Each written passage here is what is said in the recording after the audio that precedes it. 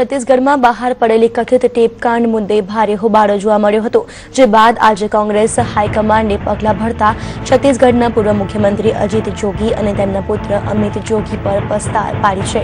અને છત્તીસગઢ કોંગ્રેસે અમિત જોગીને પાર્ટીમાંથી 6 વર્ષ માટે સસ્પેન્ડ કરી દીધા છે, જ્યારે અજીત જોગીને પાર્ટીમાંથી સસ્પેન્ડ કરવા માટેનો પ્રસ્તાવ પાર્ટી હાઈકમાન્ડને મોકલી દેવામાં આવ્યો છે.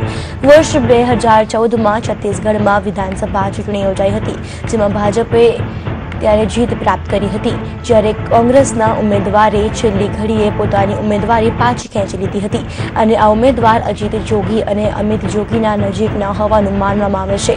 ત્યારે અમિત જોગીના ઇશારે કોંગ્રેસના આ નેતાએ પોતાની ઉમેદવારી છેલ્લી ઘડીએ પાછી ખેંચી હોય તેવું માનવામાં આવે છે.